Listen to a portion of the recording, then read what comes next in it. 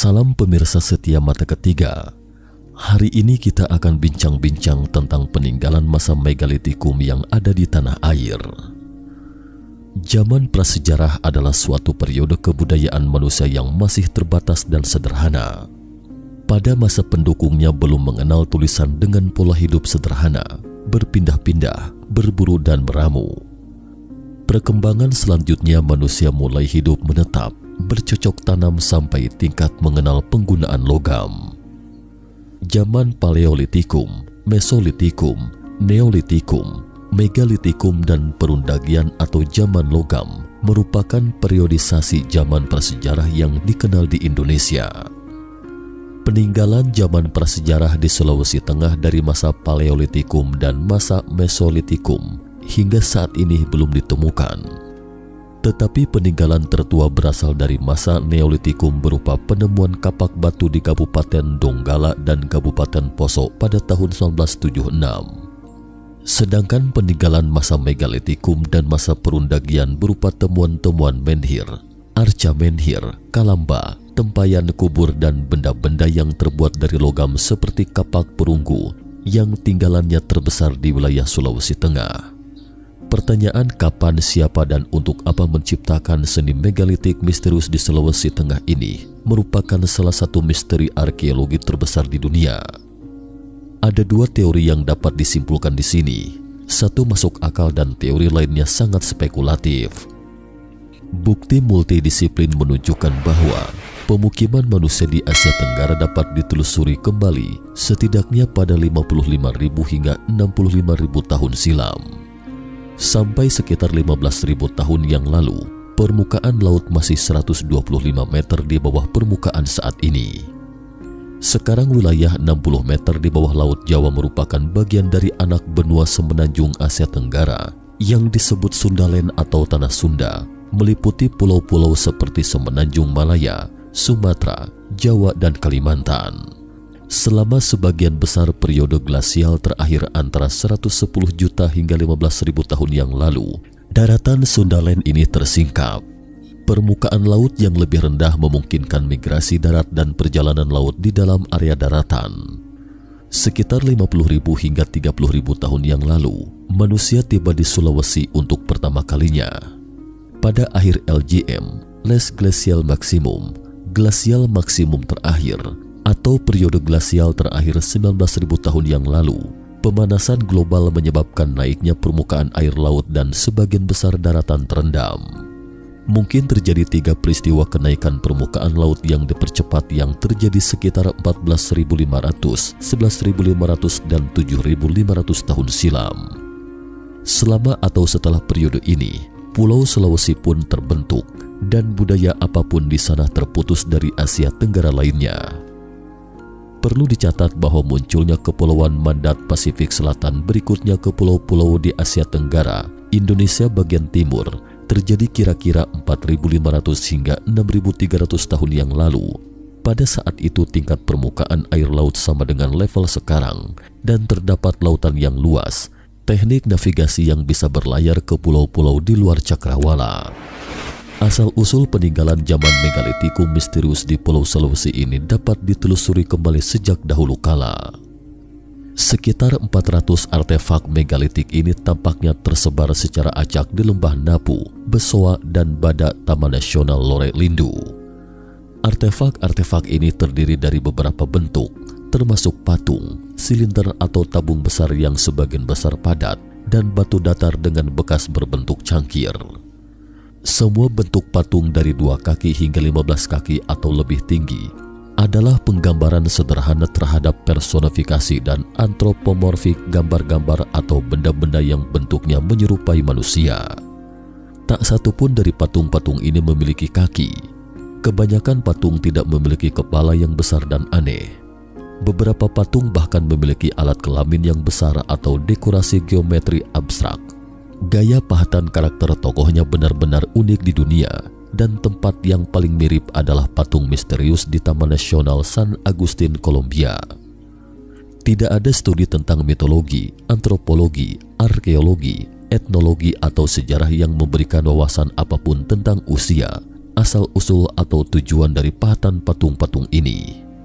Yang tak kalah misteriusnya adalah tangki melingkar yang dipahat dari sebuah batu besar, biasanya padat, yang dikenal secara lokal sebagai kalamba, yang juga dapat ditemukan di ketiga lembah tersebut. Kalamba ini tingginya 5 hingga 10 kaki dan beratnya ratusan pon, masing-masing diukir dari batu yang terpisah, dan beberapa, tetapi tidak semua, dilengkapi dengan penutup batu. Kira-kira 50 hingga 90% dari massa masing-masing kalamba berupa batu padat, yang ujung atasnya juga dilubangi secara silindris. Perbedaan kedalaman antara dua ketinggian biasanya tidak lebih dari 2 inci. Diperkirakan tangki melingkar dan batu berbentuk cangkir datar mungkin telah digunakan dalam beberapa proses pemisahan mineral. Selain itu juga ditemukan emas granule dengan konsentrat tinggi di daerah sekitarnya. Karena ukuran dan kedalaman internalnya yang terbatas, sehingga silinder ini tidak dapat digunakan untuk mandi atau mengubur. Kalamba dapat ditemukan di beberapa tempat di lembah badak dan memiliki bentuk serta ukuran bervariasi. Beberapa memiliki 1 lubang di tengahnya, sementara lainnya memiliki 2 lubang. Di lembah ini kita akan menyaksikan arca-arca atau patung batu unik dari zaman prasejarah yang terhampar luas di padang savana. Di lembah ini terdapat ratusan arca batu yang bisa kita saksikan. Jarak dari satu arca ke arca lainnya bervariasi. Ada yang jaraknya mencapai 50 meter, bahkan ada pula yang sampai 100 meter. Tapi yang paling mudah dicapai adalah situs arca Tadulako. Ini adalah arca panglima perang yang tersisa dari zamannya. Arca ini berdiri di atas sebuah bukit, menghadap ke arah barat, tepatnya ke arah matahari terbenam. Menurut tetua adat setempat, Tadulako adalah panglima perang yang tersisa dari sebuah perang suku di zaman sekitar 3000 sebelum Masehi. Ia dikutuk menjadi batu setelah dipukul kepalanya oleh seorang perempuan musuh dengan batang alu. Itu kisah turun-temurun yang diketahui sampai kini tentang Tadulako. Tidak ada yang dapat memastikan sejak kapan kisah ini muncul, tapi dari perhitungan peneliti, kisah ini ada sejak ribuan tahun lalu, tutur tetua adat ketika itu. Saking terkenalnya arca ini, sebuah perguruan tinggi negeri di Palu, Sulawesi Tengah dinamai Universitas Tadulako. Tadulako merujuk pada gelar pemimpin perang atau orang yang sangat dihormati. Tadulako sama dengan senopati dalam tradisi Jawa. Lembah Megalitikum Besoa terletak sekitar 1000 meter di atas permukaan laut. Untuk menuju ke situs purbakala yang menyimpan cerita dari zaman prasejarah itu, kita harus berjalan kaki kurang dari 1 kilometer melewati pesawahan dan menyaksikan kerbau-kerbau petani yang sedang berkubang. Mari kita lanjutkan terkait fungsi dari tangki batu besar yang aneh dan hampir padat ini. Di mana dan kapan dibuat?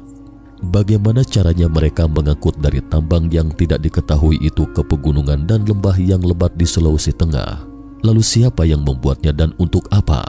Jawaban atas pertanyaan-pertanyaan ini masih teka-teki, sebuah misteri yang belum terpecahkan. Menurut cerita, arca ini dulunya adalah bak mandi para putri raja. Bentuknya seperti ember besar. Kelamba ini mempunyai tutup yang juga terbuat dari batu alam. Namun di balik berbagai macam spekulasi, hingga kini belum diketahui secara pasti detail tentang siapa, kapan, dan tujuan dibuatnya megalit tersebut. Tapi mungkin bisa dijelaskan dari sudut pandang lain. Coba kita alihkan pandangan kita dari bumi ke bintang-bintang. Meskipun sebagian besar arkeolog lulusan universitas akan menertawakan pemikiran ini, mungkinkah batu-batu besar di Sulawesi itu berasal dari alien? Tentu bisa dipertimbangkan. Mengingat fakta bahwa batu-batu besar ini benar-benar unik di dunia, usia, sumber batu, gaya dekorasi, cara mengangkut dan fungsinya sama sekali tidak diketahui dan dimungkinkan untuk menjelaskannya di luar planet ini. Makhluk misterius yang terukir di patung batu itu mungkin bukan manusia, melainkan seorang ilmuwan atau penambang dari dunia lain yang mencari emas. Situs zaman Megalitikum di Sulawesi Tengah Indonesia telah ada selama hampir 10.000 tahun. Walau dokumen penelitian dan kajian tentang situs Megalitikum di Taman Nasional Lore Lindu, Sulawesi Tengah telah lengkap, Cagar budaya dengan tinggalan prasejarah yang tersebar di 4 lembah itu belum ditetapkan sebagai warisan dunia, kendati pun punya nilai penting bagi dunia. Nuansa peradaban kuno dan misterius langsung terasa saat masuk ke objek wisata Megalithicum Pokekea di Desa Hanggira, Lembah Boha, Kecamatan Lore Tengah, Kabupaten Poso. Betapa tidak, di padang yang terpencil itu puluhan batu pahatan berserakan di daratan seluas hampir 200.000 meter persegi. Diperkirakan batu-batu besar ini ada sejak 5.000 sebelum Masehi. Sulawesi Tengah merupakan salah satu provinsi yang kaya akan situs prasejarahnya.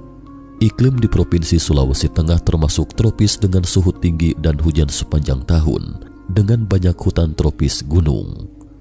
Pengembangan pertanian dan kehutanan di provinsi ini relatif maju, sebagian besar merupakan produk tropis. Provinsi Sulawesi Tengah terletak di bagian tengah Pulau Sulawesi, termasuk bagian barat Semenanjung Timur Laut, Semenanjung Minahasa. Kedudukan ibu kota Provinsi Sulawesi Tengah berada di Kota Palu, memiliki luas 61.841 km persegi dan populasi 3.042 juta 2019. Gunung Nokilalaki adalah sebuah gunung yang terletak di Kecamatan Nokilalaki, Kabupaten Sigi, Provinsi Sulawesi Tengah. Gunung ini memiliki ketinggian yaitu 2.355 meter. Cukup sekian dulu topik kita hari ini. Jika suka dengan video mata ketiga, jangan lupa like, subscribe, dan share. Terima kasih atas perhatiannya dan sampai jumpa di episode berikutnya.